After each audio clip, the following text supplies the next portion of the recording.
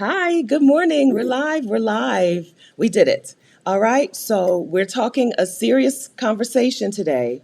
You know that I have an agenda. My agenda is for you to leave behind toxic environments, toxic relationships, toxic countries, toxic jobs. All right. So, we're talking today about the things that we need to leave behind so that we can move into our new lives whole and with peace. All right. If you're new here, welcome. My name is Stephanie Perry. I'm a year-round house sitter. I'm the creator of House Sitter School, and I help Black women take a sabbatical or move abroad on a budget. If that sounds good to you, please subscribe to the channel and turn on notifications. Ring that notification bell so that you will be notified when I post a new video or when I go live with a special guest. Welcome, friends, and welcome, Dani. Hi, Dani. Hi, Stephanie. Good morning, Good and morning. hello, everyone. I am so happy to be here. Thank you so much for having me. For those who don't know me yet, I'm Dani Ellison. I am a trauma recovery coach for Black women. I help them break generational cycles of narcissistic abuse by going no contact with abusive parents. I'm really excited to talk today about what to leave behind as you enter your new life. We're glad. I'm so glad that you're here. So, like Dani has introduced herself, she is a trauma recovery coach. All right. So, we're going to talk heavy subjects today. Dani specifically helps Black women leave behind traumatic, or helps Black women who have had a narcissistic mother or narcissistic parent. Okay. I think, Dani, that this is a great conversation for this channel because I think that there we'll see some parallels between narcissistic abuse from a parent and just basic United States of America treatment towards Black women. Yes, Am I yes. over am I over exaggerating You are dead on. You're dead on. It's the same dynamic. so Walking away from one abusive relationship is walking away from the other. I think so. Okay, so let's get into it. So first, do you so some this is a question I should have asked you offline, okay? Do you want to tell us how this became your thing? Do you want to tell us how you became a coach who helps women with this? Absolutely. So I am no contact, which means I do not see or interact with my mother going on 5 years this year. Um, that decision for me followed a long abusive relationship full of emotional trauma.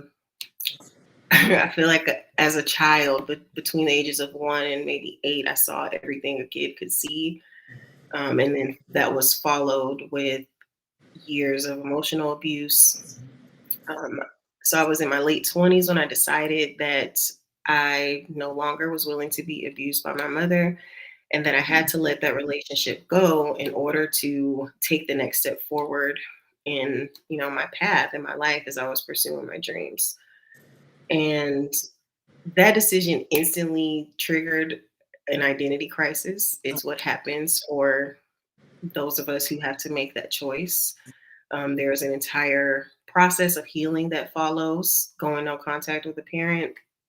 And I sought help from a therapist right away. I tried to use my provided health insurance, but they only offered me the option to see a psychiatrist, which was not a fit for me because she listened to me for maybe 20 minutes and then told me that she wanted me to take antidepressants, that I would not get better if I did not take antidepressants, Okay. and that I was not serious about my healing. So, I had to seek out some other options. And I did find a specialist who was not covered by insurance.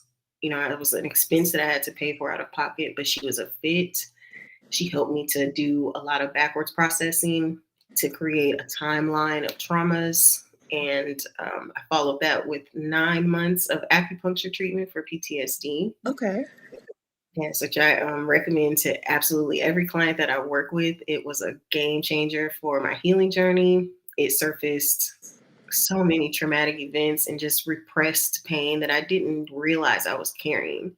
Okay. For about 9 months, I was crying every single day to purge things that I didn't even know I was feeling. And at the end of that 9 month period, I have what I call my final breakthrough, where I connected with a memory from my very early childhood at 5 years old, my fifth birthday actually, something that I knew had happened, but I just was not in touch with the full reality of the situation. And when that surfaced, it shifted everything for me. The guilt and the fear that I had been struggling with since walking away from that relationship with my mother dissipated. The depression, the self loathing, low self esteem, the lack of motivation to live my life, it all left me. And within like 60 days, I left the country. Yes. Okay. Okay. So I would. This is going to, I'm going to try my hardest to make this a coherent video. I just want to ask you like about 6 different things from this one paragraph that you just talked to us about.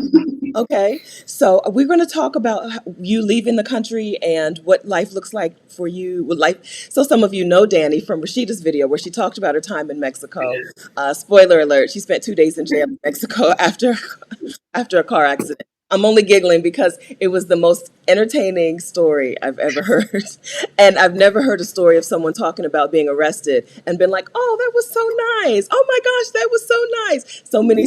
Anyway, it was a very Mexican story. That is on Sheeta's on the Loose's YouTube channel. We're not going to cover that today. I see that in the comments, but we're not going to cover that today. Okay, so let's talk about you said that the decision to move forward gave you an identity crisis. The decision to move forward with healing, right, gave you an identity crisis. What did that look like? So it was triggered by the realization. Really, I stumbled upon some information about what a narcissist is and what a narcissistic parent looks like. And when I read the profile of narcissistic abuse, it was just crystal clear that that was my experience, word for word. And up until that point, I did not know that what I experienced with my parent was parallel to anyone else's experience. I Uh-huh. just thought that I was this, crazy, irrational, bad daughter. And for some reason, this relationship was just so difficult to understand and work out. Okay. And at the core of realizing that your parent is a narcissist is the understanding that they do not truly love you because they are not able to. Mm. So that was devastating. Um, Definitely just like that triggered a breakdown. And like that same day, I started looking for a therapist because at that time I was still working a traditional job. I was an administrator in education, working crazy hours, super stressed out. And I just knew I couldn't handle that. Like I could not process trauma and show up to my life at the same time. Okay. So let's define what is narcissistic abuse. This is where we're going to see some parallels in other aspects in other toxic relationships as well, right? Your job what is narcissistic abuse in a family may also be like your relationship at your job with your boss, or might parallel your relationship with your country, right? The relationship with Yes. the United States. So what is narcissistic abuse and what does it look like? Yes. So, in the most simple terms, narcissistic abuse is emotional abuse that centers around control and manipulation. It can take a variety of forms. Most often, people fit into a category of being an overt or a covert narcissist, Okay. where the overt narcissist is very aggressive Okay. with their methods that they use to control. So that looks a lot like verbal abuse or verbal warfare is a great way to describe it. Um, Using, in the context of being a parent specifically, guilt to control your actions. Something like your narcissistic parent may insinuate something that they want you to do, but not show you the respect of asking you directly Okay. because they don't want to allow you that option to say no. Okay. Um, Covert narcissism looks a lot like um, manipulative tactics to play on your emotions. So if your narcissistic parent get you to open up to them and share some sensitive information or details so they can comfort you, you know, within 24, 48 hours, that information that you shared with them is being hurled at you in an attack or played on to make you feel insecure. And let's see, I'm trying my notes. Some signs that you were raised by a narcissist Okay. are that you may deal with low self-esteem as an adult, poor boundaries. You struggle to set healthy boundaries for yourself in relationships. You may identify as a people pleaser. You may have a difficult time saying no to people. You may have chronic guilt. You are predisposition to accept that something is your fault, even if you haven't done anything wrong. You have a feeling of emptiness when you are not able to please someone or when there's no one around to please. You have issues trusting in a fundamental capacity. You are codependent, meaning your happiness, your sustainability is hinged on the life of someone else, and you're constantly waiting for someone else to initiate peace and happiness and validation for you. And then you may be depressed, which creates a huge drain on your energy and then prevents you from feeling motivated to show up to your life. Did you have people pleaser tendencies in your Yes, or life? absolutely.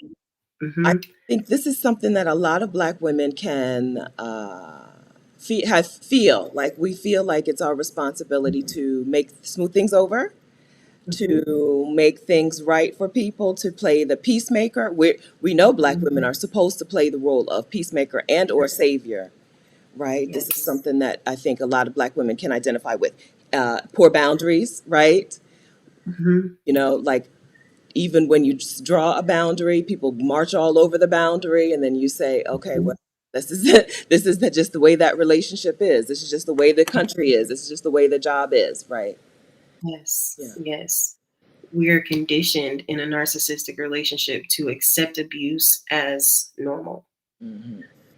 And when we create a boundary that prevents the narcissist from abusing us, they they miss the validation that they previously got from being able to create an imbalance in our life, and they push against it. They have a pathological need to subjugate another person. Mm. Okay. So once you understood this, you said that you had like an enlightenment kind of. Once you understood that this was the relationship, I know that feeling when you read something, you're like, this is me. Oh my gosh, this finally. I didn't, I thought it was only me. Is that how you always felt like this is just the way things are for me, and nobody else is going through this, and nobody else can understand this?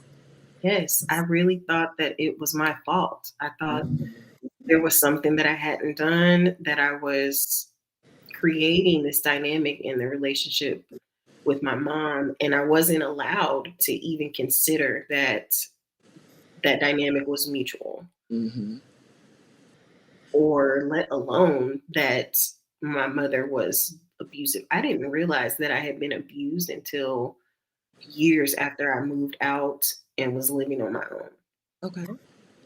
All right. Um, So then you had to form a new identity, right? So after the identity crisis, you have to form a new identity. How do you do that? How do you go about, yeah, doing that? yeah, that is a great question and such a unique path for everyone. For me, it looked like following peace. Okay. So one piece at a time, I just dismantled my life. I knew already that I was not happy in my job and that I didn't want to continue working those hours, that I didn't want to continue working in that system, that I wanted something different. I just wasn't sure what it was. Um, but I knew that I was done with the US. Like once it clicked for me that I wasn't wrong for Uh-huh. going no contact, that it all fit and that I was well within my rights, then it was like, okay, I'm going no contact with everything. Everything that abuses me, I'm out. Um, I sold the house because it was like, why I have to work just to keep this house? Yes, I like it. It's great, but it feels like a coffin. That's right. Yes. I'm single. I don't have kids. Why stay here just to pay off this house? Yeah, I felt that. I felt that. Yeah. All right. So just let's talk about dismantling your life and following peace. Right. So this is a domino effect. We see this. I see this all the time in women. One thing, you become aware of one thing that you need to change in your life, and it's just a domino effect. Next thing you know, you live somewhere else. You do a different thing.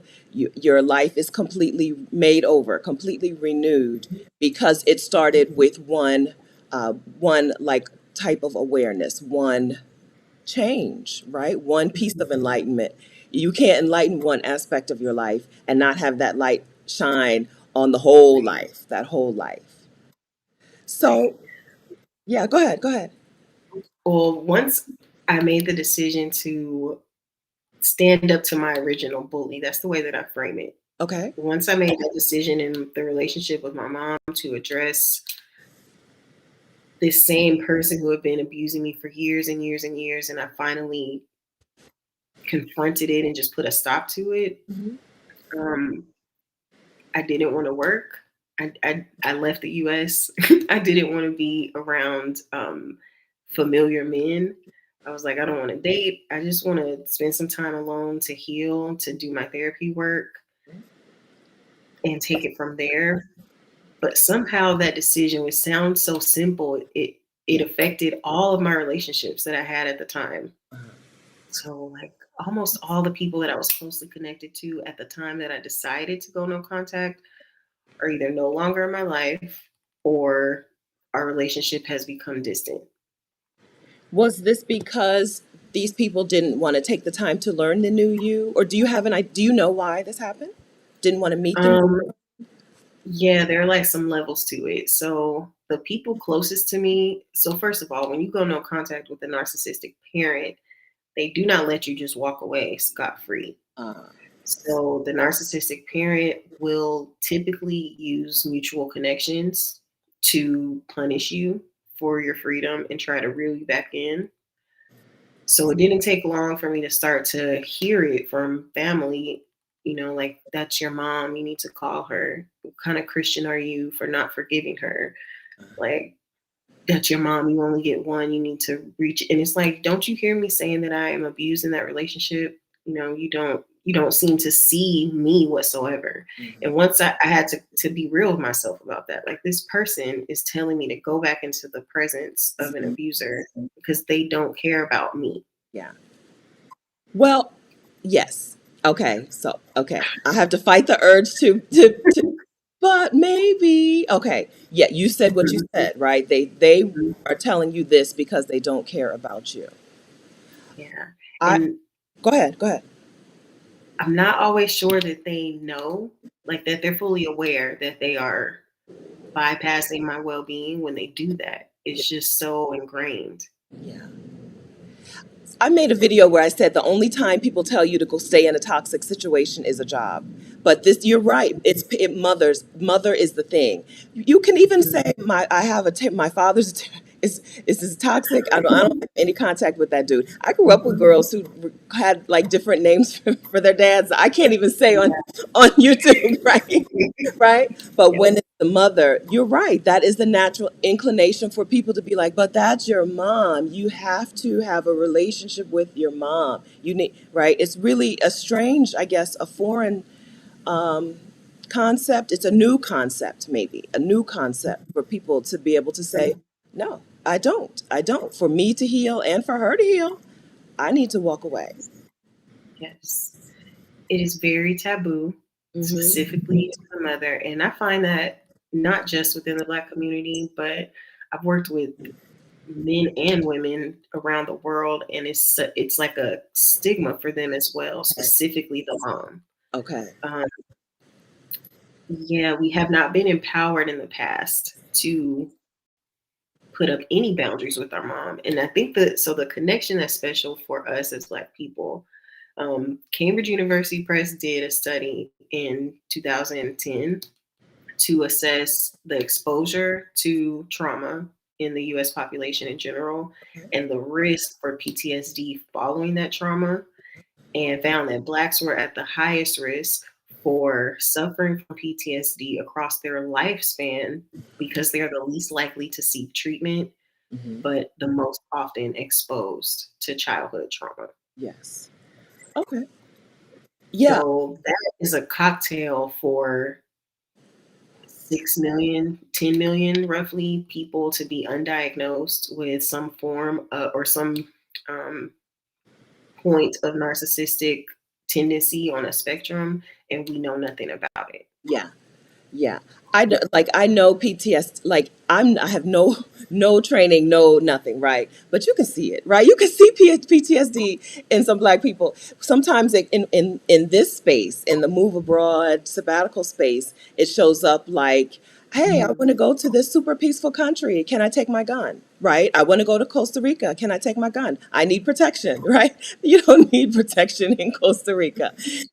You know what I mean? It shows up with like, hey, my job is doing these terrible things and whatever. How can I go and work someplace else and not tell my job that I'm not allowed, that my job won't let me work from abroad? How do I do this? Sneak and do it instead of like, how do I leave the job? Right? This pizza, where there is a an overwhelming amount of post-traumatic stress disorder and complex post-traumatic stress disorder among Black women, among African American women, Black people raised in the U.S. Mhm. And it's the when we talk about the racism stuff, people are like, yeah, that's PTSD, but we don't talk too much about the family stuff, right? We still, you said it's taboo. We still don't talk too much about the family stuff that has contributed to that. Did your Yes. did your mother, have you are you interested in tracing how this became your mother's personality? How did she become a narcissist? Is it something that was passed down? Absolutely. So narcissistic abuse is 9 times out of 10 generational. Uh, And personally, like many adult children of narcissists, I know my mom's story like the back of my hand. okay. So before I was of age, I already was familiar with her trauma. And that's because part of what narcissistic mothers do is use their children, especially their daughters, for emotional supply. And what that looks like in early childhood is talking to their daughters about their personal adult situations early on before it's appropriate to talk to that child about something like Okay. sex or abuse struggle. They tend not to respect the boundary of the child's innocence. Okay. All right. When I'm sorry, I'm seeing the comments. I'm so glad you're here, Danny. Okay, so I'm seeing the comments that women, Cosette, I wish I needed you 15 years ago, right? My family still asks when I'll call. I haven't spoken to her in 15 years. Can Okay, so let's move a little bit into the actual breaking away. So Danny went no contact here on YouTube, and you can um, find her YouTube channel. You can find her website where you can book time with her, all on her link tree, which is linktree/ Danny went no contact. Okay, so I'll link to this in the description. I'll make sure that this is in the description if you're watching the replay. Okay, so let's talk about the decision to make no contact, to go no contact with your mother. You recognized that this was narcissistic abuse. You looked for therapy, well, help, but the therapy wasn't necessarily super helpful to you. The original form of therapy wasn't super helpful to you. Let's talk about that decision to just go no contact, to cut ties completely. Yes. Was this something that someone suggested to you or your own idea? It was like a last resort Uh-huh. because so the going no contact with my mother, it was like I was back into a corner. I just she didn't leave me a choice. Okay. I was well into my 20s, and like I said, I was in that very stressful professional situation, and I had made the time. Like, so I always joke about if you have purchased a greeting card for a narcissist, then you know the struggle of being in the greeting card aisle trying to find a card that is like loving and acknowledges them, but doesn't go over the top about how, mushy gushy you feel. Yeah. And I sent her a card that was decorated on the outside, but was blank on the inside. And I took the time to write my personal message rather than buy a card that didn't feel genuine. And when she got the card, she texted me on the day of her birthday and said, "You suck. I threw away the hideous birthday card you sent me. Next year, don't embarrass me. Just don't send me anything at all." Okay. And it was so hurtful that I just had to block her number. Like, I can't have this coming to my phone while I'm trying to show up and be this overachieving Black woman, breaking all these statistics and trying to save the world. I can't do it all at once. Like, I'm trying to carry out the legacy that you know, raised me to have and make something of myself, become this best version of myself. Meanwhile, I have you assaulting me while I'm trying to do it, and it's not working. So yeah, I blocked her number because I had to protect myself. I see a comment.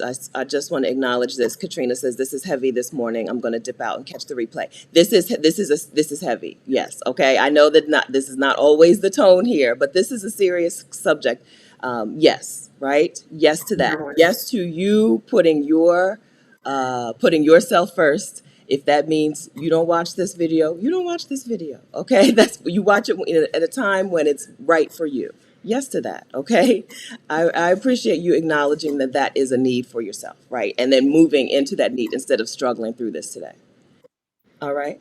So, okay. So, dark skinned woman, this is Kemi. Kemi says that was cruel, right? So, cruelty is I was going to say a secret weapon. Cruelty is the weapon, a weapon of the narcissist. Cruelty is like a cruelty and guilt, like Yes, the one, and two, shame. and shame. Cruelty, guilt, and yeah, 1-2 punch. Cruelty and shame. Yep. Yeah, Yep. that sounds familiar when we talk about the United States too. It's a struggle. So the struggle that you have in the aisle, trying to pick a card, right, is a Mhm. similar struggle that I have during like U.S. holidays and stuff. Like, oh, okay, it's 4th of July, right? Not the same. It's not. I'm not on the same level. I'm not. I'm just trying to draw a comparison. When you talk, I put this into my own perspective, right? So Yeah. like I'm Yes. like, oh, right, what to the slave is the Absolutely. 4th of July. Yeah, Yeah.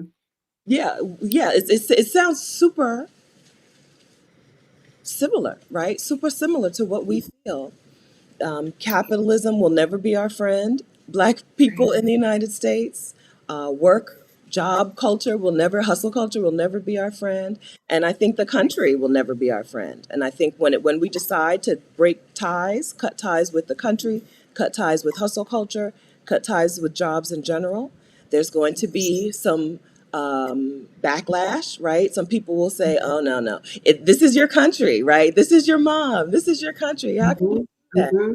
You're supposed to." Yes. That fear and guilt. And I hear it the most from the Black people closest to me that I try to talk to about leaving and making a change, breaking that tie.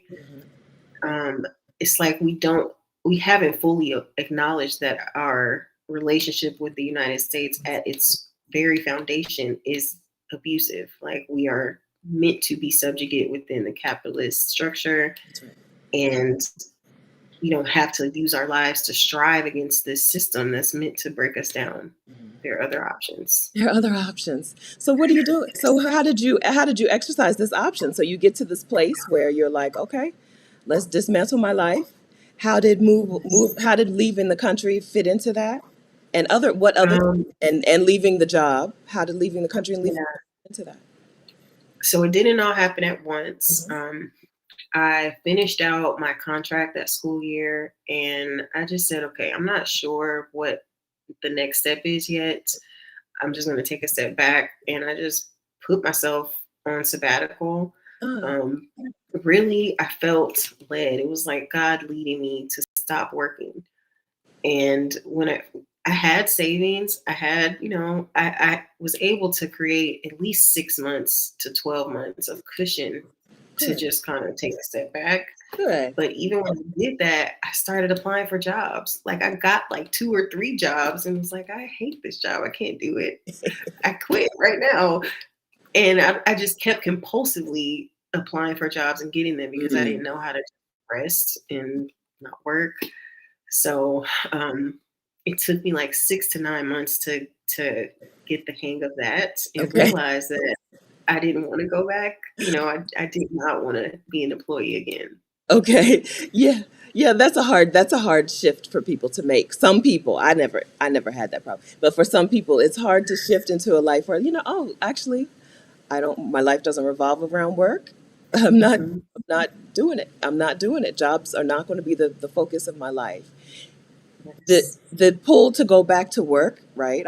We understand that pull to go back to work. Was there also a pull to return to try again with your mom, or was that an Um, easier clean break? And clean break is probably not the best way to put it, but that's okay. Yes, yes to both. So there was a pull to try again with my mom. Um, and so instead of getting a job, I went back to school. okay, I was like, I need to get my master's degree if I'm not going to be working. It was like, I still have to be doing something, okay, I not be working towards something. So I did that, and that was like a middle ground. okay, But during that time, I did reach out to my mom. And what usually happens when you break, after you have gone no contact and you break no contact, is you immediately find yourself regretting your decision to break no contact. yeah, And that's exactly what happened. But it was very purposeful because missing your parent is a huge part of healing after going no contact. And when I do miss my mom, which still happens, like it's almost 5 years and I still miss my mom often. Um, the touch points where I have tried make it clear to me that I've made the right decision. okay, Yeah. okay.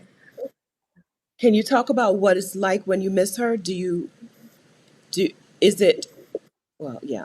Okay, so when you start to miss her, do you always feel like I miss her, I want to call her, or are you now at a place where you know that there's nothing good that's gonna come out of it? Is there still like some like hope in you? Some hope that no, okay. For her. Right. Okay. I think I'm very clear about the fact that it's best for us to stay no contact. And now when I miss her, even if I get the sensation that I would like to call her or talk to her, I have to be real with myself that the person that I'm imagining reaching out to does not exist. I don't have access to that person. And if I reach out, that's not what I'm gonna get. Hmm. But also now that I have a little skin in the game, practicing maintaining boundaries and respecting myself, it's really hard to pick up, like, why am I reaching out to this person who is disrespecting me time after time, who I already know will devastate my emotional well-being carelessly? I'm not willing to do that, especially not now that I'm advancing toward a purpose. I feel like coaching has revived my career. I love Yeah. it. I'm energized by it. It feels so purposeful and meaningful, and I cannot show up to that work and be drained or attacked. It doesn't work. My best self does not exist in the presence of my mother. Ah, I'm writing this down, Danny. Okay. Danny said her best self does not exist in the presence of her mother. Okay. So look, friends, we're looking at our lives. We're examining our lives. What is that thing for you, right? What is that thing for you where you cannot be your best self with that thing in your life? I'm telling you, it's the United States of America as well. Okay, I already know the answer, but I'm writing that down. Yeah, yeah. If what you want is the best for yourself, you have to put yourself in the position to get that, and not be like, well, the 60% best, right? No, you want 100% best. I'm writing it down. My best self cannot exist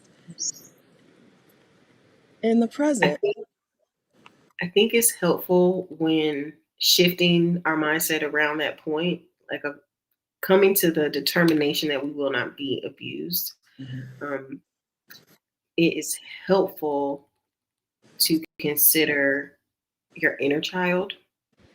Mhm. Like for adult children of narcissists, it's hard for us to like wrap our minds around the fact that we deserve anything good Okay. because we've been abused. But it's helpful if we can separate ourselves from our inner child and say, not adult me, but baby girl me, little innocent me that I can understand is whole and deserves good things. He is not. I'm not willing to allow her to be abused. When we can accept that we're the only advocate our inner child has, like nobody else is actually going to put my well-being first. That's right. Right. It's not going to bother other people if I'm uncomfortable internally. If I don't say anything, if I don't require them to respect me, they're not going to be bothered violating my boundaries.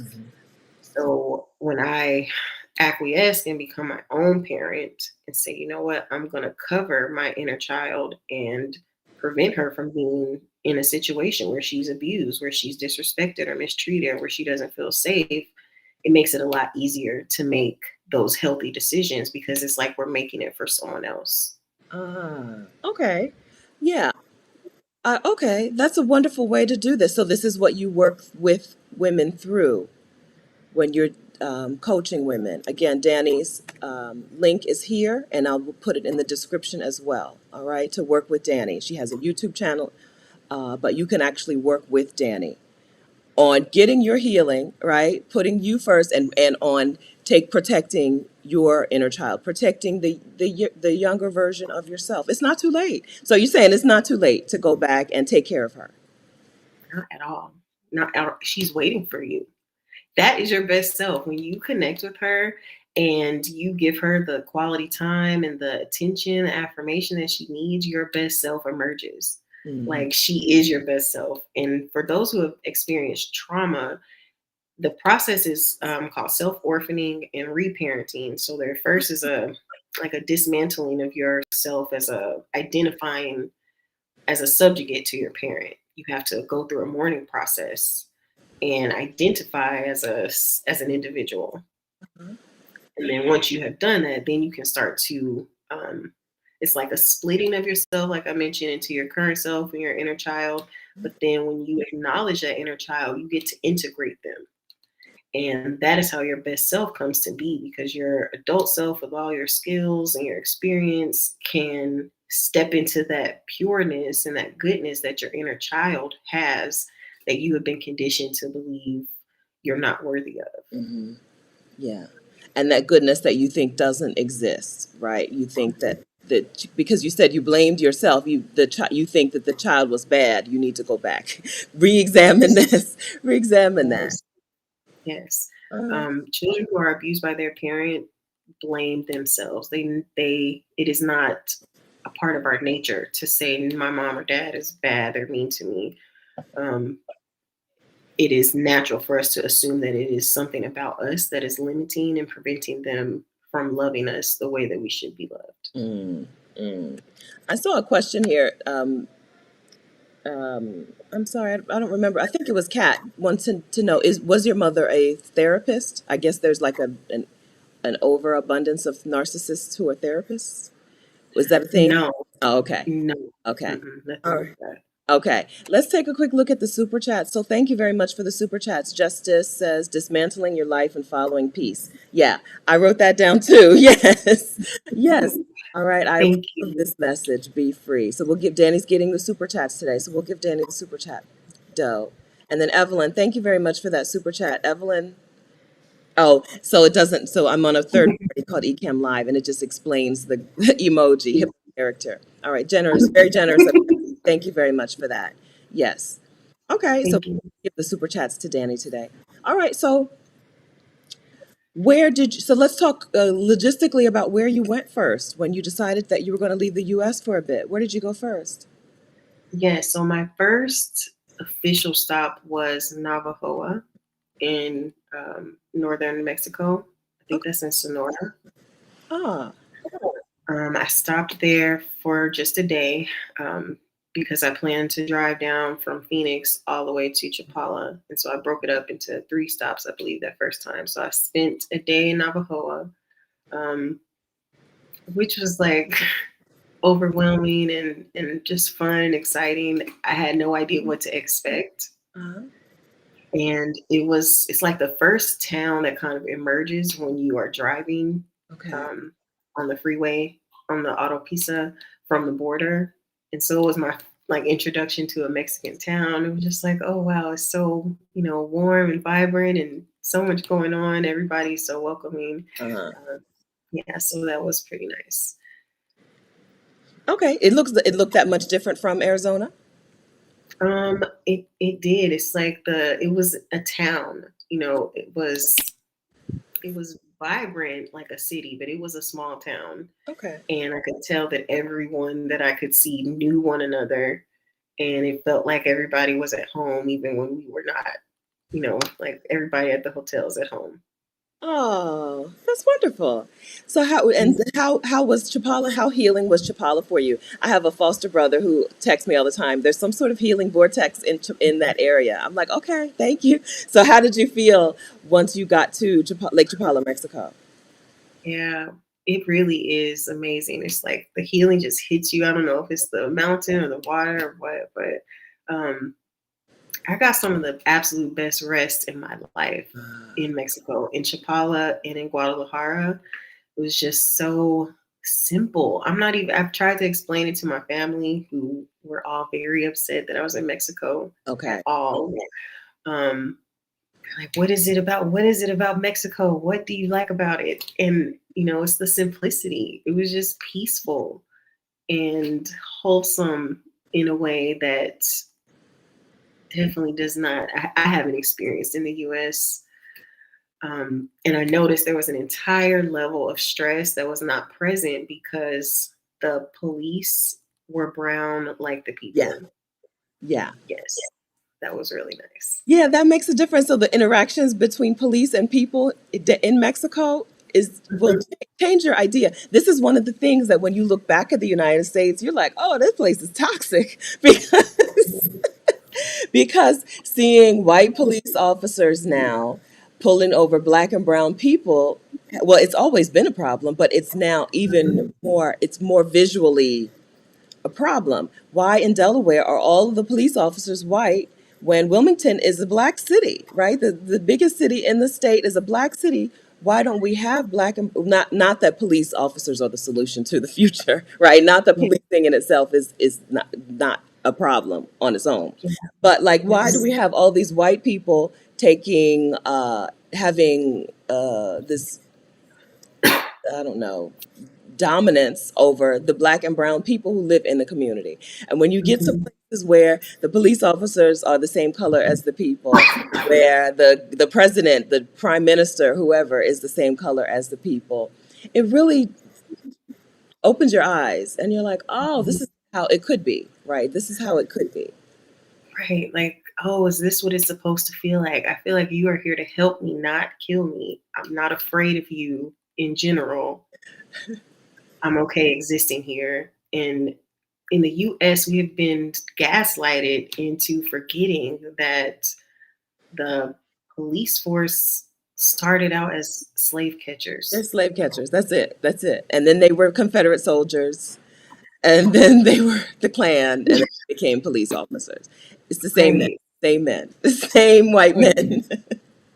And it's uncomfortable, but we have to ask ourselves why we're so committed to working all our lives to stay in this place where if we need help and we call 911, like I've personally been there, I have to be afraid, like, oh, the people who come to my house to help me, are they going to help me? Or are they going to, what's going to happen?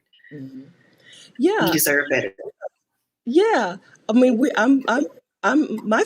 middle class. I'm a middle class person, but still, I don't remember a time when I felt like, oh, I need help. Let me call the police, right? Not one time, right? Not one time. Right. Whereas Right. when you're out of the United States and you need help, people tell you to go ask the police, right? I had a Hmm. woman come out of her house in Brazil. She said to me in New Jersey English, she goes, this is a very bad neighborhood. This is a very bad neighborhood. And I was like, well, I'm trying to get to this church. And she said, no, you can't get there from here. She came out of her house down the steps to grab me by the hand and say, you see that police? They had a little police kiosk because it was a Yeah. tourist area. You see that police kiosk? You ask them how to get to the church, right? Like this is what police do in other places. Yeah. This is what Right. right, in Mexico, if you're walking by, they have machine guns. They're armed. They They're do. armed. Yes. But if you need help, They're armed and they're not paying attention to you at all. You walk Right. in, they don't notice you at all. Looking like I look, they don't do not see, they don't care. But if I have to Right. ask for directions, or you stop and ask them a question, and you Yes. know that you're going to walk away from that interaction just fine, Mm-hmm. with Mm-hmm. better than you entered the interaction. You're going to actually Yes. now not be lost, right? Having been helped. Yes. Treated like a human being. This is a thing that when you look back at the US, you're like, oh, that's messed up. We are really messed up. Mm-hmm. Yeah. So go ahead. I started to see that really quickly. Like the first flight that I took from the Guadalajara airport back to Phoenix, um, the gate agent at security had to take one of my hair products and throw it away. Mm, And he apologized to me. He was so sorry that he had to throw my product away. And I was like, it's okay. I forgot it was in there. No big deal. But then I get off the plane in Phoenix and we're just coming back through security. And there's a whole squad of white gay agent officers. And they're just yelling at everybody. yeah. I Yes. felt like I was suddenly at boot camp. And I was like, wow, that is a very stark difference. I don't understand that. Uh-huh. Yes. So there is something foundationally, as you said, foundationally, fundamentally different about white people in the United States. Okay. If Dani and can say that there was something foundationally different about her mother, she's a narcissist, and this no contact is the best solution for me to heal. Right. I think there is something foundationally different about white people in the United States, and I think that if we want healing, it's okay to go no contact, right? It's okay to walk away. You cannot heal in that same environment. So Dani, everyone who is here saying, yes, I understand why Dani made this decision, right? And I've made a similar decision. We've seen quite a few women in the chat today. So I've done this similarly. I felt like I was on my own when I did it, but I did this Yes. similarly. Yeah.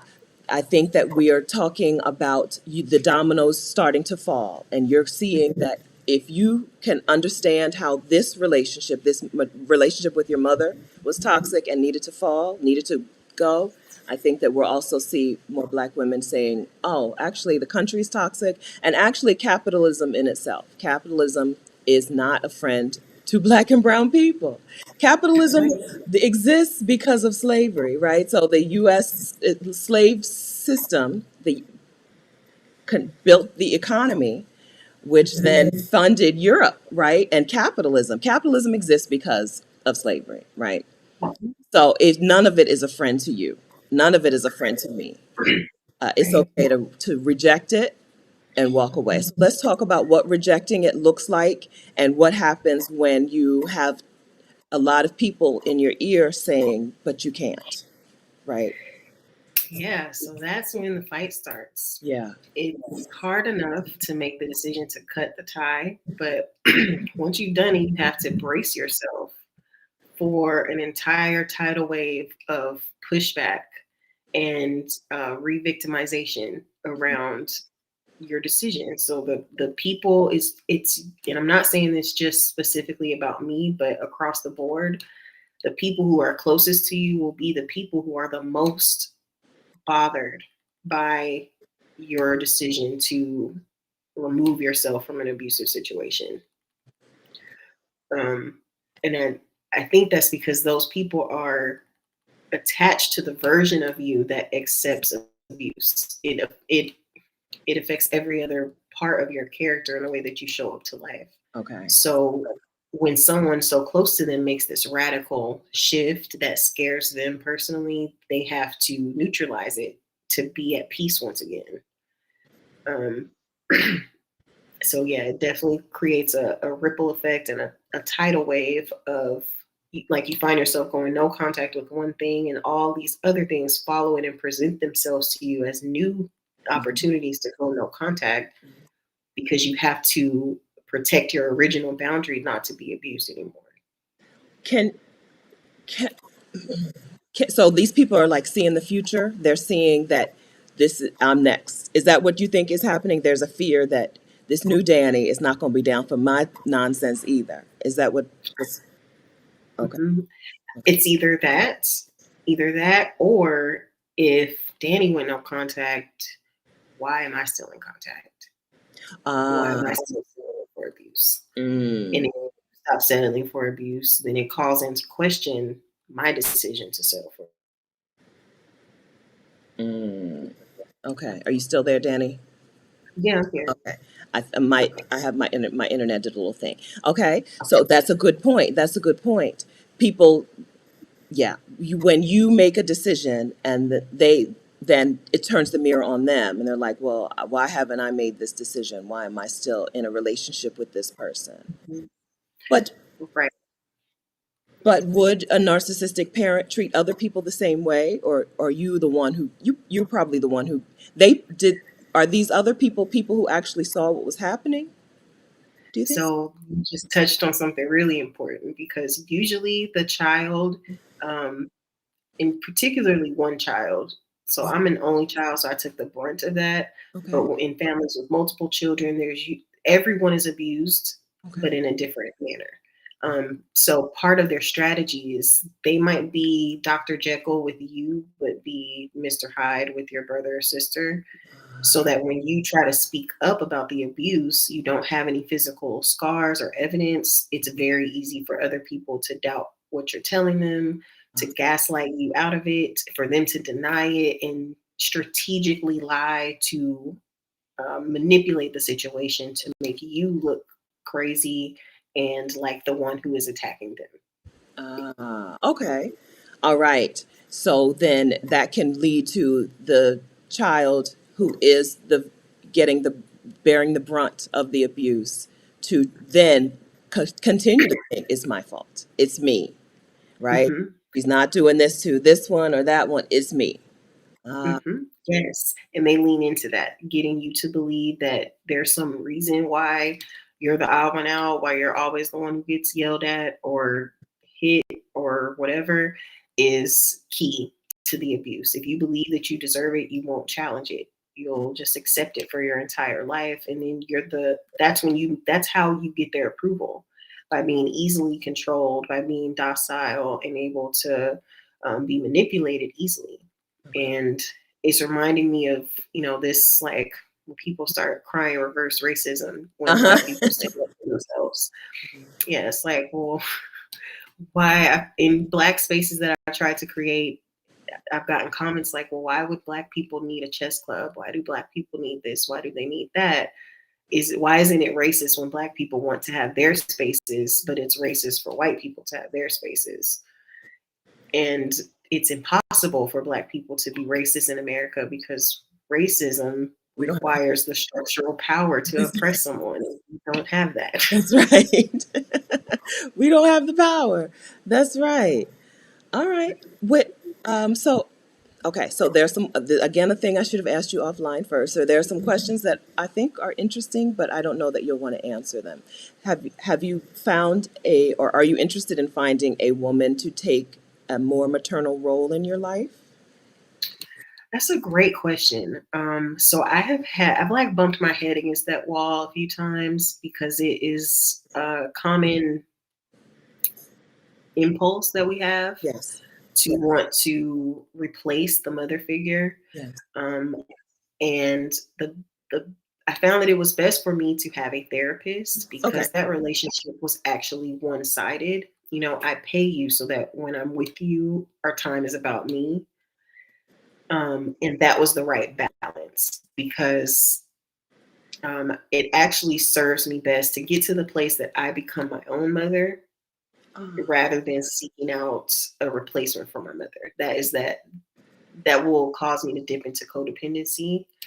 And in order to avoid that, I have to be really clear with myself about reparenting. Like, I have to be my own parent and rely on myself for parenting so that I can have other women in my life who still bring that maternal energy, but I'm not putting so much pressure on that relationship to replace my mom. okay. Okay. That I totally get that. Makes total sense to me. Okay.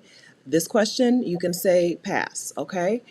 Are you considering motherhood for yourself? I go back and forth about that. Okay. And not so much because I was raised by a narcissistic parent, Uh, but more because being abused created a snowball effect of abuse in relationships with men. That's very common for those who are abused by a parent and later be abused by a partner. And I would not want to bring a child into a situation that is inherently abusive.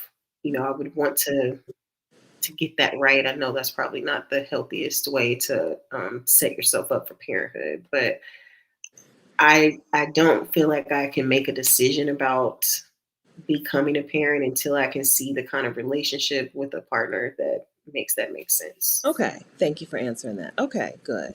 All right, so we have lots of comments about the idea of reparenting yourself to heal. This is a new term, new term to me, a new concept in as a whole to me. All right, so what does reparenting yourself or parenting yourself look like?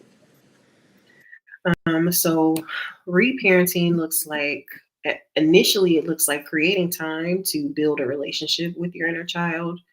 Um, Usually, when you have been abused by a parent, there's some dissonance between you and your inner child. For a lot of us, it looks like self-loathing, and you may not realize that you actually resent your inner child because they now are this child that you have to take care of, but you didn't choose to become a parent. You're parenting your parent's child essentially. And so, like we mentioned, when you're abused by a parent, you blame yourself for that. So once you remove your parent from your life, you project that resentment onto your inner child.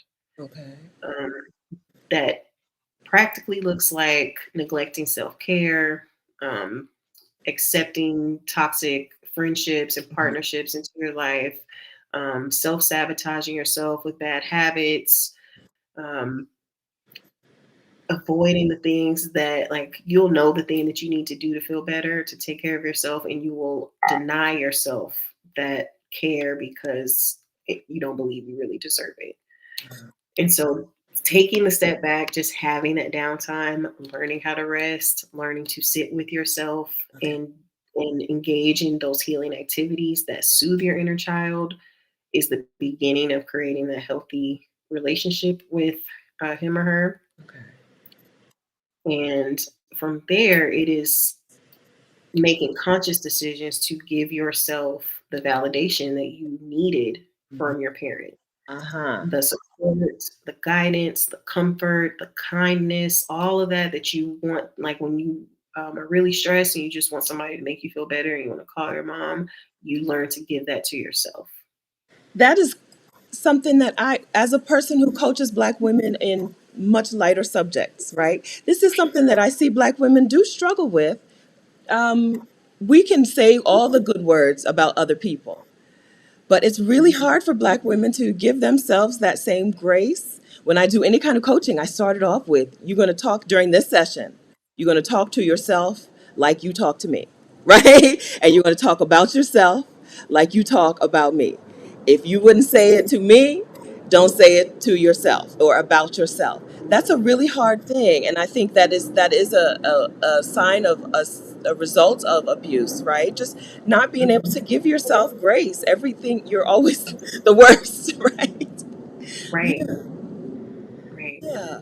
There's like a struggle to associate with being loved or valued or worthy. And this is what reparenting yourself, like parenting yourself, does. Gives you that ability to then go back and be kind to your younger you, to you, and that Yes. who is you. Be kind to yourself. Yes. Reparenting is taking your power back because when you fill the role of a parent in your life, you move your abusive parent off of that mantle. They no longer have the same authority. So even if you are confronted with them and their same tactics are in play, now whatever my mother says about me, positive or negative, holds no weight because she's not on that mantle of parent in my life. Okay. So if I've done a good job or I need to be praised, it means the most when I praise myself.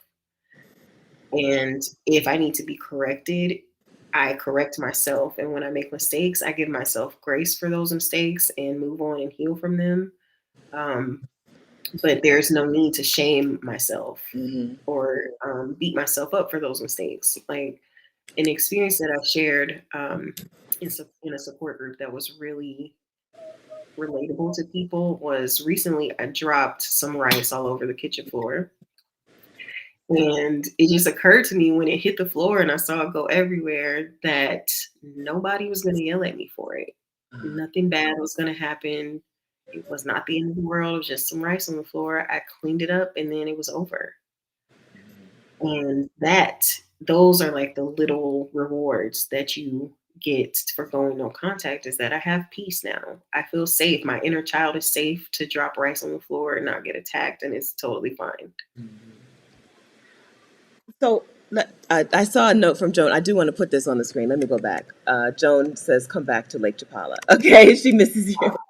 So did you meet? Okay, there's a if you guys don't know, there is a community is not a strong enough word, but there's a community, an enclave, a group of Black women living their best lives in Lake Chapala, Mexico, and which is one of the reasons why I feel so good. Right, my foster brother is convinced that there's some sort of vortex happening there.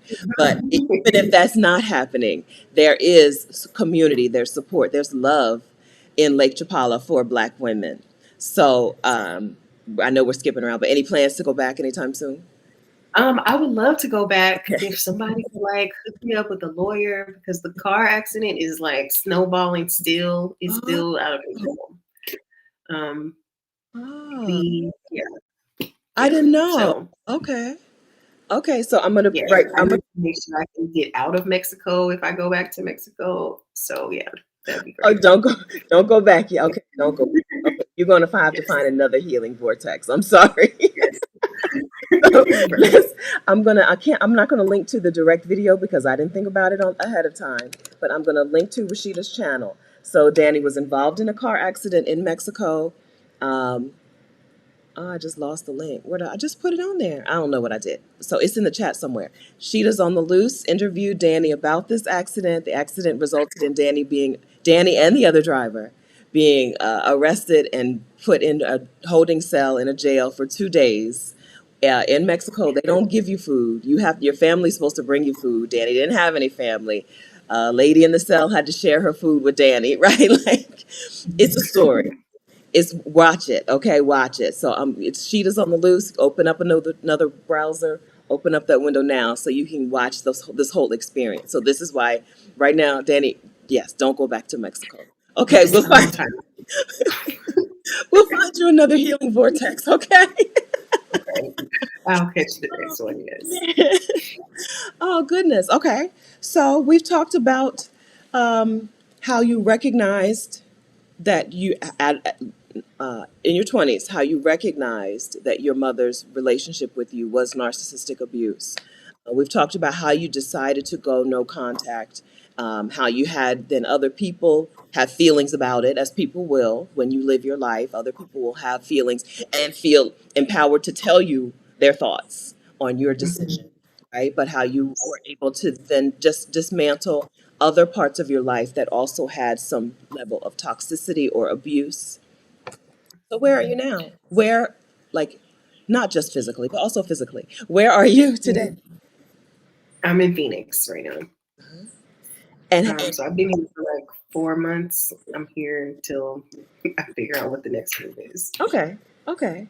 And where do you stand in terms of following your peace? Is how you put it. Where has your peace taken you, or where is that taking you? Yes, currently, my commitment is around not becoming an employee.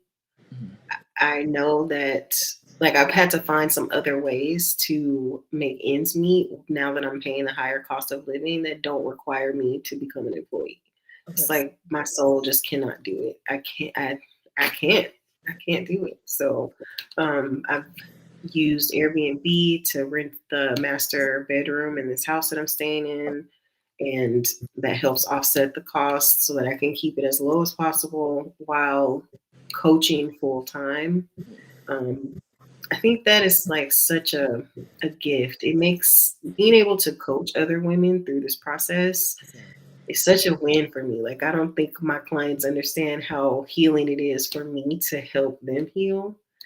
Um, and so just being able to do that well and to serve the women who really need my help is where my peace is. I think once I am in the next stage of coaching, I can kind of free myself up to think about where I will be going. I did recently learn that I think the Netherlands allows you to import pit bulls. I have to do some more Oh, that's research. right. Yes. So fingers crossed that might be an option. Okay. So yeah, looking into where else I can go outside of Mexico that is still warm. Yes. Tell us your dog's name again.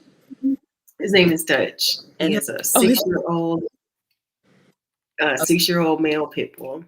it's meant to be. The Netherlands allows pit bulls, and his name is Dutch. It's meant to be, Yes. Danny. I'll meet you over there. We going. Yes. We going. Okay, wonderful. Yeah, that's right. Right. So there's special consideration when you're talking about going abroad with a pit bull. There's certain dogs like no problem, right? Bring your dog. If your dog fits in a carry-on, just bring, right? Or there's always something extra you have to do, right? But not just moving with a big dog, but moving with a pit bull in particular is difficult. Plenty of places will not accept them. Plenty of countries you cannot enter with this dog. Okay. All right. Good. Okay. Well, I hope that works. I hope that's a good choice for you. Yeah. Thank you. I'll keep you posted while I try to figure it out.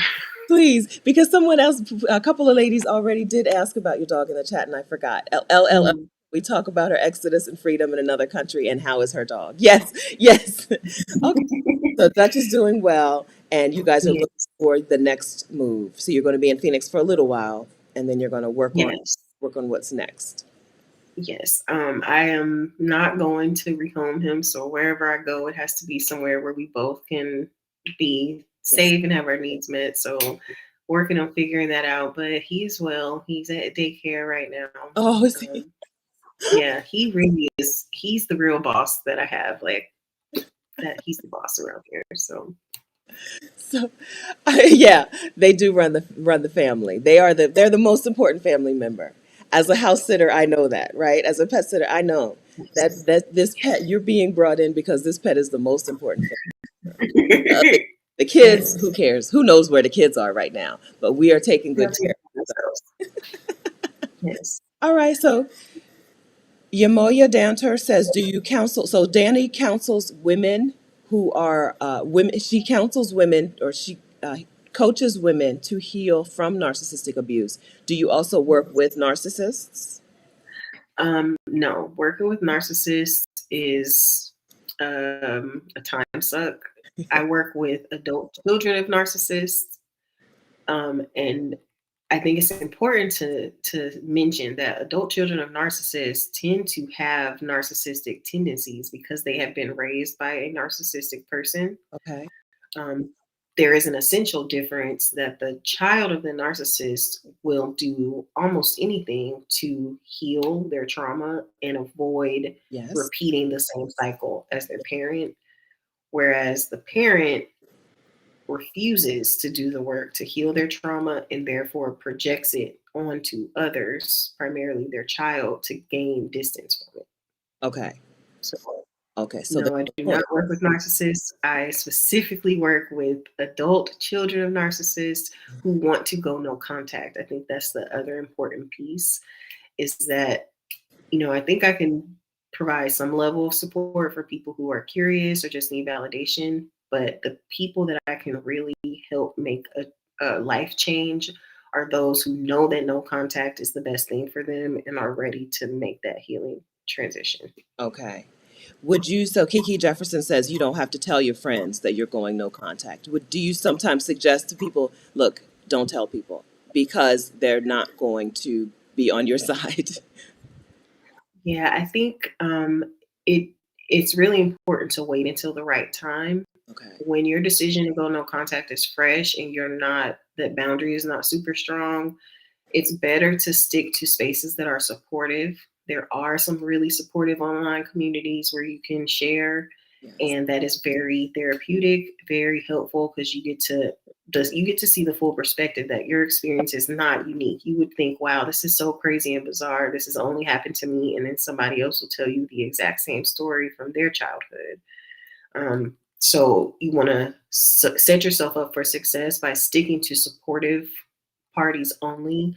You very specifically don't want to open up to mutual connections. So the people who know you and also know the person that you're going no contact with, those are people you do not want to talk to about it, even if they are someone who loves you, just because it is a tricky position to be in, and they will very likely turn on you at some point.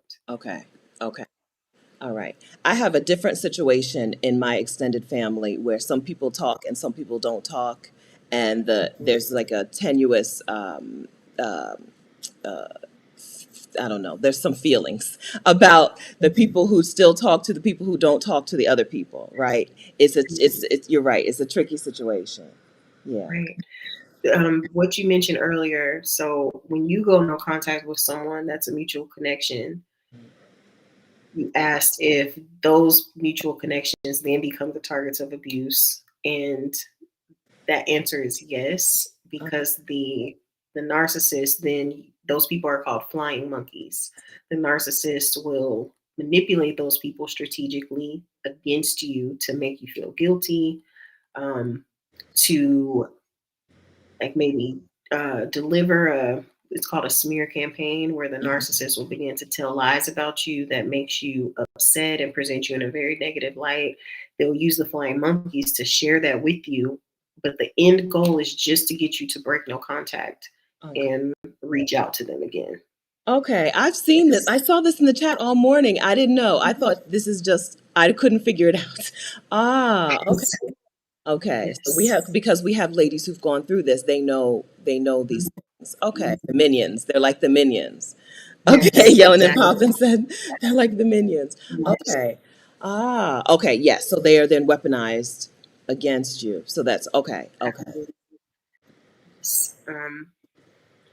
Yes, they become constant reminders, constant challenges to your boundary to stay no contact. Okay. And then they kind of take on a mind of their own, because once they're like initiated against you and they talk to you and you confront them with the abuse, they tend to judge you. And they have to find a way to discredit the abuse in some way, because it would then, like I said, call into question their decision to stay in contact with this Right. person. Right. Right. And I think it's helpful to compare it to an abusive partner.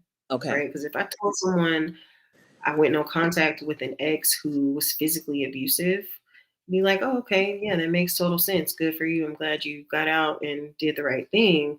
But then when I tell you that I've been abused by a parent, it's kind of like, okay, so you should just that's your mother. She has a right to abuse you. You don't more that you don't have the right to require respect from your mother. Hmm. That's right. That's right. I said one time a job is the only toxic situation people want you to stay in, but I was dead wrong. You're totally right about that. Because even bringing up this conversation, even though I asked you to come on this channel and talk about this subject, I'm still like, well, maybe those people didn't mean it when they said, right? Right. The first time we talked about the flying monkeys, but didn't call them the flying monkeys. I'm like, well, maybe that, right? You're right. So this is a very this is a situation where you, friends, if this is you in this situation, you need to get community. You need people on your side. This is why Dani has created what she's created. Dani has created her coaching program. I'm glad that you're getting some. When you coach people on something so serious and so heavy, I feel for you. But I'm glad that it's uplifting. I'm glad that it's lifting you and not draining you. I'm really glad to hear Yeah. that. I get to coach women on wonderful things, and I get to take credit for their wins, which I do. I take credit for the wins, and I leave the coaching session feeling like I want to just float around the room. Okay, so I'm glad that you Yeah. get to feel that too. I'm glad that because the subject matter is so heavy, I'm glad that it's not crushing you. I don't want that for you, Dani. I don't want.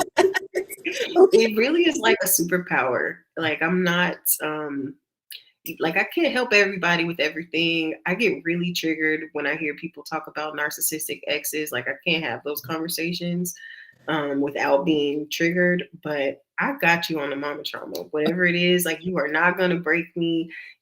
Like you're not gonna break me. Whatever it is, I can coach you through it. We can get through it. It is not gonna kill you. It's not gonna shut you down. Like especially with someone on your side who understands, who can be objective as you go through the process. You can heal a lot more quickly and more effectively because you're not always thinking that you're crazy and that you haven't made progress when you have, an off day or take some steps back. Okay, great. I've got you on the mama trauma. If you make some coloring book pages or something, make that one. Okay. Okay, so I also saw a second question about Dani's YouTube channel link. It's on the link. So click on the link tree. You'll see the link to her YouTube channel, and you'll see the link to her website, which is, yeah, you'll see all of that on this link tree link. Her YouTube channel link is, you know how YouTube channel links can be, is XRK, all the letters, all the numbers. So it's easiest if you just click this link. If you want to type it into YouTube, if you're watching on TV, just type in Dani Went No Contact on YouTube. That's the name of her everywhere. That's her brand, right? So her YouTube channel is Dani Went No Contact. Her Instagram is Dani Went No Contact. Okay, so if you want to find her in these places, go ahead and search for her there, or just click this link to the link tree. Okay.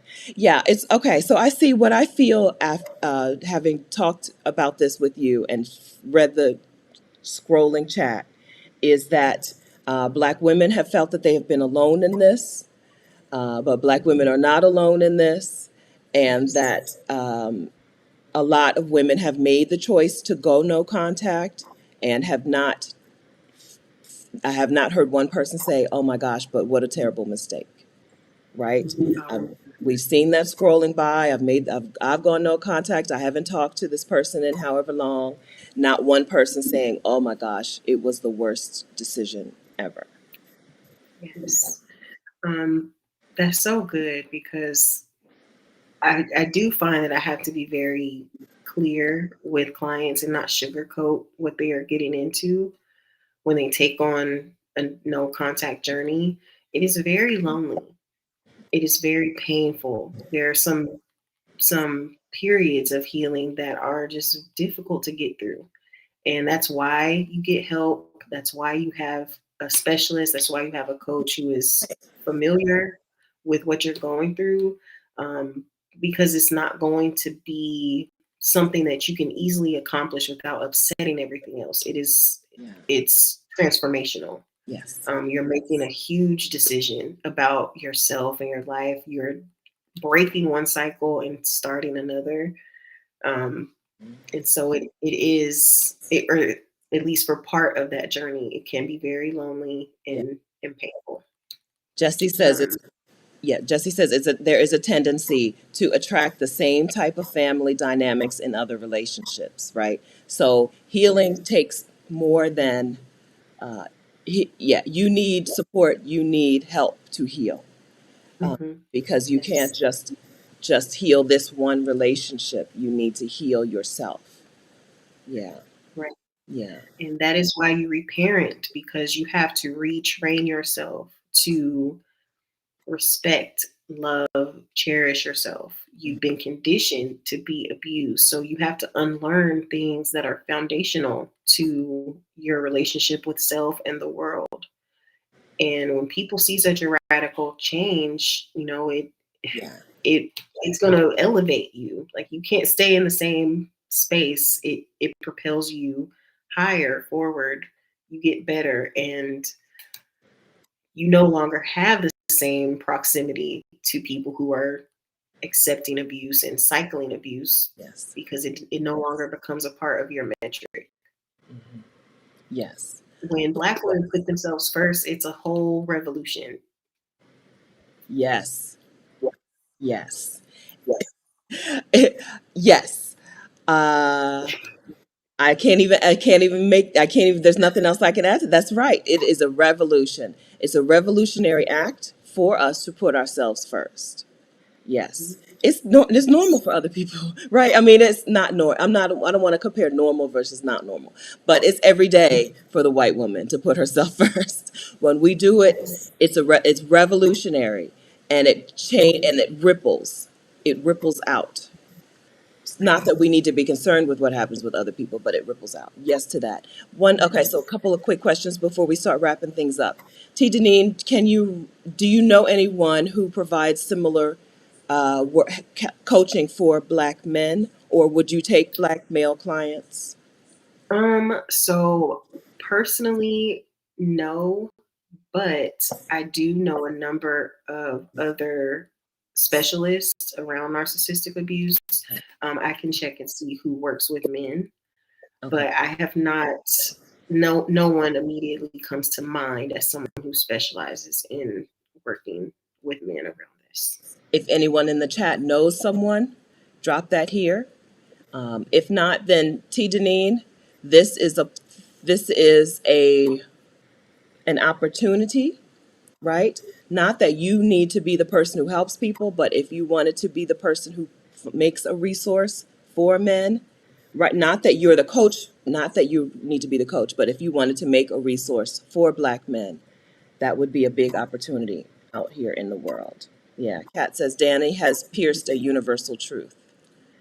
That you're on your way to enlightenment. Thanks, Kat.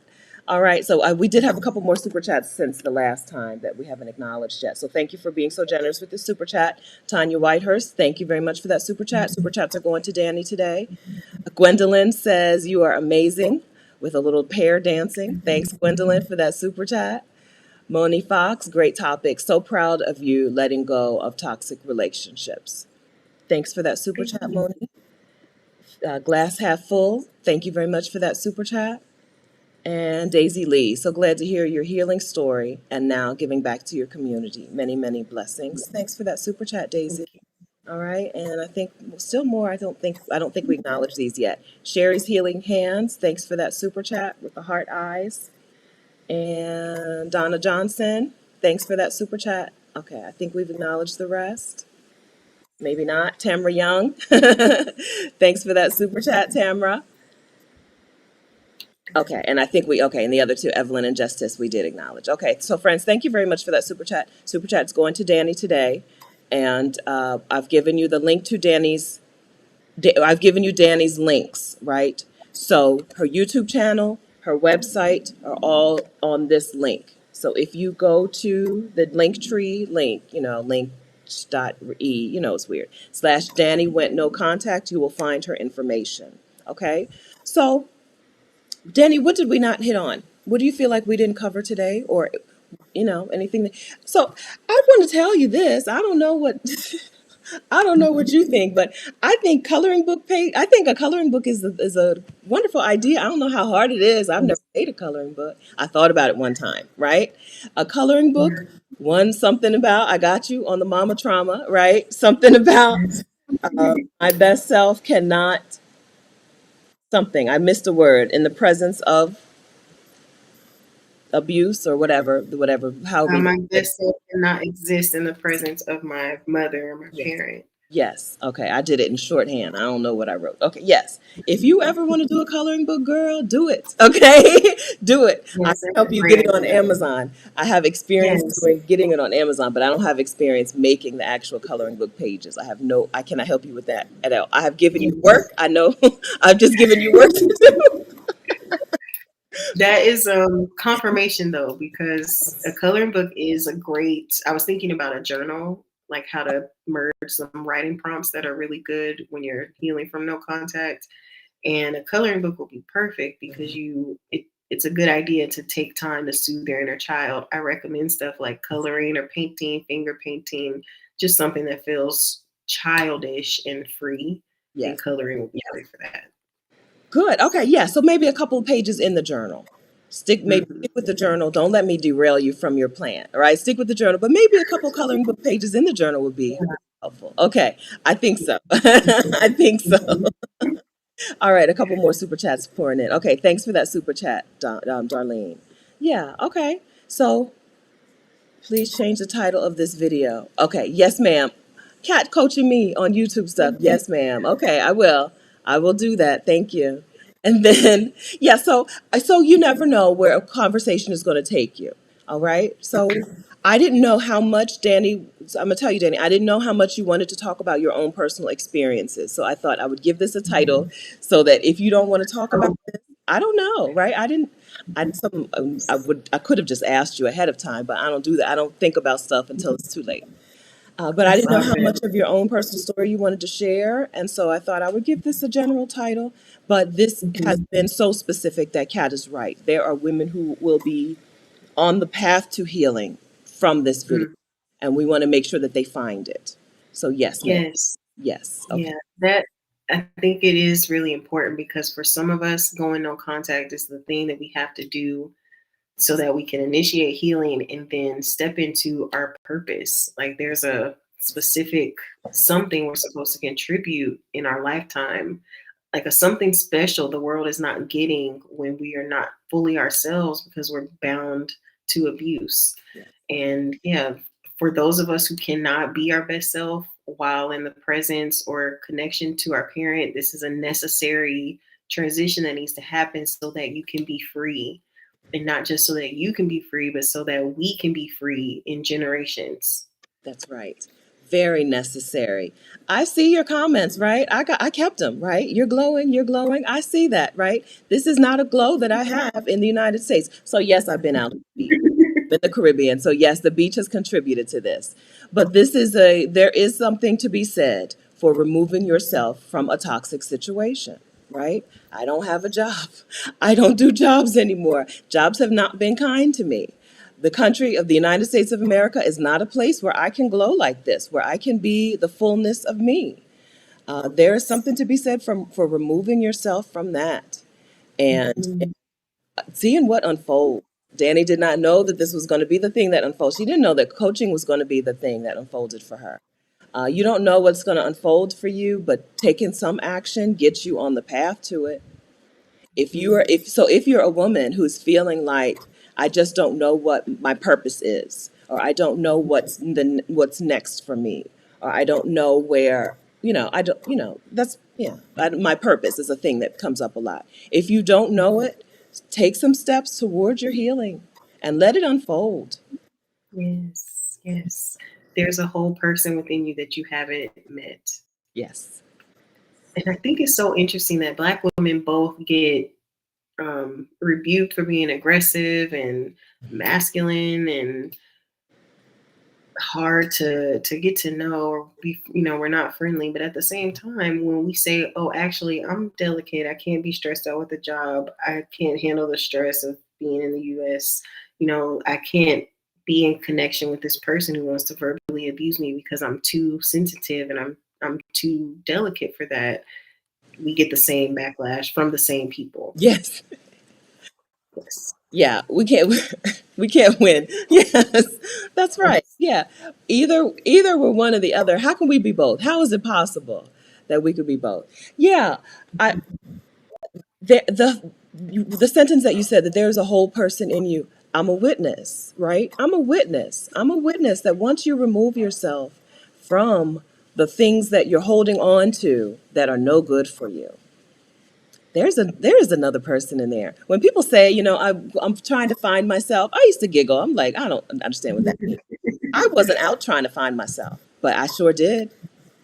I sure Yes. did, right? Like I Yes. left that toxic place and I sure did find myself. I found a person who is joyful and a person who is sharing and giving. I was not a giving person by nature, right? I found myself by removing myself from toxicity. Yeah. That's so good, so empowering because when we take that journey, we get to give ourselves the love that we don't get from other people. Like we get the opportunity to fall in love with ourselves.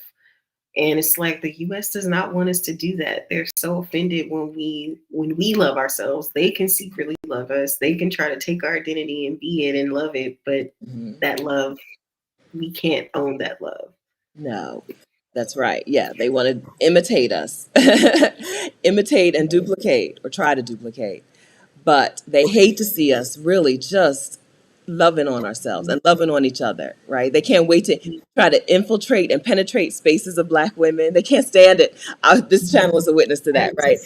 People can't stand when you create spaces for Black women just to love each other, right? Just to be loving on each other and enjoying each other and encouraging each other. People can't wait to penetrate that space. Um, but because Right. there is power in it. There's power in community. There's power in having people on your side. Yeah, Yes. which is a thing that coaching does. Going back to Dani's services, it's a thing that coaching does, a thing that therapy does. Having somebody on your side. Some of you really don't know what that's like, right? You just yet you Mm-hmm. don't know yet what it's like.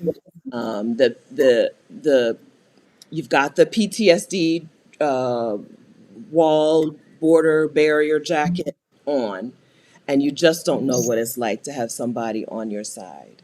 All right, so I've Yes. linked to Dani's link tree, right? So you've got links to Dani's coaching. Um, get community with people, and so okay, another thing you can say pass on. Are you? Do you want to talk a little bit about a group thing, maybe? Okay. What I have noticed, I've been trained to be responsive to feedback. So after I did the interview with Rashida and shared my story around Mexico, I started to interact with some of the women in this community. And what I found really quickly was that there's a pocket of women who realize that they have been abused, can identify that their mother fits this narcissistic profile, but going no contact is not on the horizon for them. Either because they've reached a stage in their life where their mom is beyond the appropriate age to go no contact with, they're, in their elderly years. And at that point, it's actually not beneficial for the child to go no contact because it creates undue stress. The guilt becomes like it takes a different form. Okay. Um, and then some who just, admittedly are not, they I don't think they have the proper motivation to cut the cord and go no contact. Okay. And so if that describes you, I have created a space, a group coaching space where we can come together and support one another. We can inform one another about narcissistic abuse, um, share some strategies for coping. Um, but I just want to be clear that it's to help you cope, not to help you heal, because you can't do both at the same time. Mm. And so that can be found at ellisoninc.com/group if you're interested in taking advantage of a monthly group coaching experience. But we're working on coping skills, not a healing journey. Okay, I'm typing that in now. Okay, group coaching to cope. Okay, so that's really I hadn't thought about it this way. Okay, coping and healing are not they don't go hand. They're not okay. They Okay. are mutually exclusive. You can't do both. You can't do both because while you're coping, and if we can bring it back to the inner child, when you're coping with abuse, you're telling inner child to be quiet, just wait it out, hold your silence and deal with it. You have to take this for some reason. Like, I'm a witness to your abuse and I'm not stopping it. I'm telling you that you need to internalize it and take that on in some way. Okay. And there are things that you can do when you're in that, when you have to cope, there are things you can do to survive more effectively. But your healing will not take place until your inner child no longer has to be subjected to abuse. Okay. Okay. All right. So this is the group coaching program. You can sign up for that at or get information about it and sign up for it at ellisoninc.com. Ellison Inc. with a K because of writing, right? Ellison Inc. INK.com. And I'll also put that link in the description. So if you're watching the replay, it's in there. All right. That one is /group, and that's what you Oh, have to put in /group because it's not linked anywhere else. So you have to go to ellisoninc.com/ okay. Sorry, y'all. I'm going to retype it to code. Ellison. I have plenty of landing pages that are not on my website. EllisonInc.com/group. Okay, sorry, y'all. EllisonInc.com/group. That is the correct link. Ellison Inc. with a K.com/group. Okay, so that's in the description as well. All right. Okay. Yeah, I think everyone had that same response too. You can't cope and heal at the same time. Okay, but okay, you've explained it very well. It makes perfect sense. I didn't think of coping as saying it's okay. Yeah, like we're just gonna stay here. It's okay. But that's right. Mhm. When we compare this Yes. to an abusive relation, like a physically abusive relationship, it becomes much easier to understand that concept, right? Giving a woman, like if a woman has an abusive partner and you're like, okay, well here's some band-aids, right? This is a trick to get rid of a black eye pretty quickly, right? That's not healing. That's not Right. healing, and it's Right. okay. It's survival. Yes. Right. Okay. But you do see that women who have elderly parents sometimes make a better decision. I don't know if the better is right. It sometimes is a good decision to not go no contact because So the guilt that you feel about not having contact with your elderly parents can outweigh the any like healing that you would do. right. So usually those adult children of narcissists choose low contact, and it just tends to happen as the narcissistic parent ages because their power is beginning to diminish anyway as they age. So the adult child has become pretty sufficient, pretty usually hyper independent outside of their codependency with their parent, and they're not quite as affected. So they can still um, achieve mental health while maintaining low contact and helping their parent to make their transition. And so they don't have to live with this guilt that they cannot resolve Mhm. around walking away from their parent at the end of their life. Okay, good. Annabella, thanks for the super chat. Annabella says going no contact can also save your children from a narcissistic grandparent, which Very I true. think would be a good motivator. You said some women aren't yet motivated to go no contact. I think that would be a great motivator. Mhm. Hmm. Absolutely. Yeah. Um, and I mean, that is a huge percentage of women that I help are women who have children, and if you have a covert narcissistic parent, because the abuse is not as aggressive, it can be easier to stay Mhm. and to excuse it and to talk yourself out of it. But when they have children, they know they want to protect their child from the same experience that they have had, and it's like the final straw or the icing Yeah. that gets them to go no contact. Yeah. Yeah. All right. Thank you, Right. Regina, for that super chat. And girl, please, wishing you and Dutch the best in Norway. You mean Thank the Netherlands, but thank you. Or maybe Norway. All right. you. Wendy says, wishing you blessings as you continue your healing journey. Thank you for helping others heal. All right. Thank you, friends, for that super chat. I think we've acknowledged the rest of them. All right. Thank you very much for the super chats, guys. All right. So I see you saying, don't end, don't end, don't end. Okay. But if this touched you, okay, if this touched you, move forward with Dani. All right. I brought Dani here so you know that she does this, okay? So if this touched something in you and you now need to move forward, do it with Dani. So yes to Dani's individual coaching, okay? Yes to Dani's group coaching, yes to Dani's YouTube channel. She's got a YouTube channel. All right. I can feel it. I feel it. I feel very emotional as I'm sitting here in paradise, and I feel very emotional. Yes. I can feel the what's happening in the chat and what has happened during this entire session in the chat. Yeah. Okay, I want us to live. Gratitude. Yeah. Yes. Yes.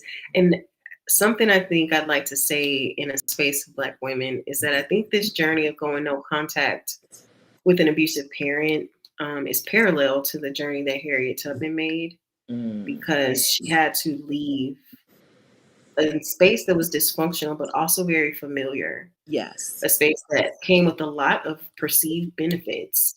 It would have been much easier for her to stay in the same place that she was born. And in fact, we see those around her made that decision because although there was freedom hanging in the balance, it cost so much to Yes. get it, Yes. and so she had to take a loan lonely journey, through a dangerous course for the promise of a freedom that she had not actually seen. Like she didn't know that experience of being free. But because she set out and she achieved freedom, I think it is so gangster that she went back to the same plantation, to the same place. You know, I think that's something the fear would keep most of us from returning to the same place where we were held captive because we'd be afraid that we wouldn't leave it again. Mm-hmm. But her freedom, she took her freedom back with her. Like it was within her when she returned. She was still free, even though she was in that same place, and was able to lead others to freedom. And so I know that it's a big ask for you to leave the plantation. But if you are someone who has within you something that says, I am not willing to be a slave. In fact, she said she would rather have, she'd either have death or liberty, one thing or the other, and no middle ground. And I think people who that resonates with connect with me well, I can help them well, because if you are like, I am not going to be a slave, I would rather die trying to get free than stay captive. Let's do the work. Let's get the healing done. Do the work. Yes. That's right. You don't know what's on the other side, and it's scary. It is scary to leave what you already know. Your body is telling you to stay, right? Your body, your all of the responses that we have, that you know, the fear responses, that's because your body is saying just stay here. We already know what's here. We at least know how to cope here, right? It's scary, but man, that what is on the other side is worth it. Is it Yes. worth it, Danny? It's so worth it. Don't stay another minute. It is so worth it. So worth it. So worth it. I gotta go, y'all. I gotta go. Listen, y'all not gonna have me crying on YouTube again. I've done it. Okay, I've done it enough. I have to go. So, Danny, I appreciate you so much. The people in the, I was gonna say the ladies, but it's been people, right? The people in the here in the chat appreciate you so much. Okay, so thank you for coming. Thank you for sharing. Thank you for being a light for women who felt like they were alone in this, right? Thank you for being a light and for coming and being so open and giving with us. And Yes. Thank all you of so much for having me and allowing me to come full circle, because your channel has played a huge role in my transformation. It was definitely a supportive resource and fueling, my changes. So thank you. It really means a lot to be here. You're very welcome. My pleasure. My pleasure. And thank you, friends in the chat. No, yes, Naira, we have to end. Thank you, friends in the chat, also for taking good care of each other, for being so kind and loving and giving to each other as well. Now do it to yourself, right? Now be kind and giving and graceful and generous with yourself as well. Okay. We do have to go. Okay. But you know how to contact Danny. I know this. You're feeling like me and you, us never part. I know that feeling, okay? But we have to go, okay? All right. I will see you guys again next Saturday. And in the meantime, you know how to find Danny, okay? Thank you very much for hanging Yes. out with us, guys. Thank Thank you. Bye. Bye. Hang on, Danny.